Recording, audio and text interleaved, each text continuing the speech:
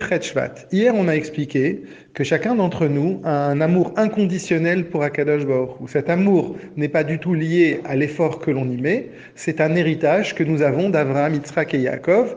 Il nous suffit seulement de le révéler. Comment comprendre cet héritage? Eh bien, aujourd'hui, Rabbi Shlomo Zalman nous dit que Avraham, Yitzhak et Yaakov sont appelés Merkava, c'est-à-dire que leur vie était complètement dédiée à Akadosh Baruch Hu. Ils n'avaient pas une dualité, ça veut dire qu'ils n'étaient pas dans un, je fais ce que je veux, ce qui m'intéresse et ce que j'aime, et deux, oui, mais j'ai une croyance, donc j'essaye de composer. Ils ne composaient pas, ils faisaient entièrement, leur vie, c'était Hachem. Et donc, par conséquent, leur trait de caractère, tout ce qu'ils faisaient eux-mêmes, eh bien, c'était Akadosh Baruch Hu. Par conséquent, ils ont pu donner ça en héritage à leurs enfants. C'est un peu, si on veut donner comme exemple, des parents qui donnent leur héritage génétique. Des enfants ressemblent physiquement à leurs parents.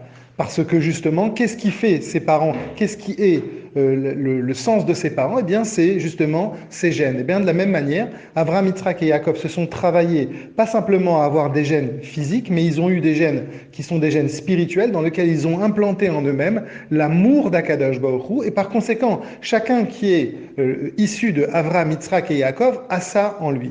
Et donc, comment l'expliquer? Eh bien, justement, c'est-à-dire qu'ils nous ont concrètement donné une neshama.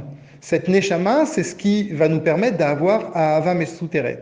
Dans le niveau de neshama, aujourd'hui, Rabbi Shlomo Zalman nous explique que il y a trois étapes dans la neshama. Il y a ce qu'on appelle nefesh, ruach et neshama. Le premier niveau, le plus bas, nefesh, c'est l'âme existentielle qui nous permet de faire des choses, de composer dans le monde, d'agir. Le deuxième niveau qui s'appelle ruach, c'est ce qui nous permet d'avoir des sentiments, des midot. Et le troisième niveau, Neshama, c'est ce qui nous permet justement de comprendre, qui est lié à la Chorma. Eh bien, même si, Chazve Shalom, une personne a révélé en lui que le niveau de Nefesh, que le niveau le plus bas de sa Neshama, c'est-à-dire qu'il n'arrive pas il n'est pas au point de révéler sa Neshama, eh bien, à ce moment-là, quand même, tout est lié. Tout est lié. Pourquoi? Parce que la chorma, l'intelligence d'Akadosh Baruch Hu, va aller jusqu'à ce nefesh. Comme c'est marqué, Hachem bechorma yasad aretz, que Akadosh Baruch Hu, avec son intelligence, il a fondé la terre. Ça veut dire quoi? C'est écrit dans Michelet. Ça veut dire que Akadosh Baruch Hu, il a implanté la chorma, justement, et cette chorma, la chorma d'Akadosh Baruch Hu, va aller jusqu'au niveau du nefesh d'un juif, même s'il est poché, même s'il est quelqu'un qui va renier un renégat.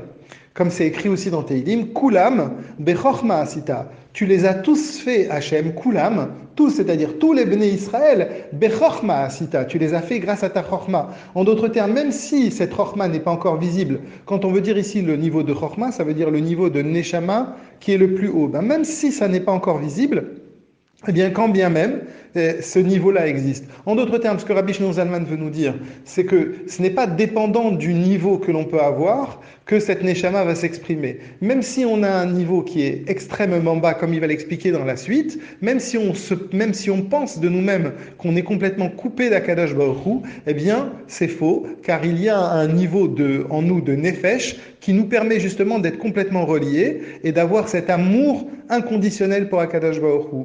Dans la suite, il va expliquer que cet amour-là peut s'exprimer des fois de manière complètement surprenante et de manière soudaine, et va faire en sorte que des gens qui vont pouvoir faire même Messirut Nefesh, tout simplement parce qu'ils sentent qu'ils se sont coupés d'Akadosh Baruch Hu.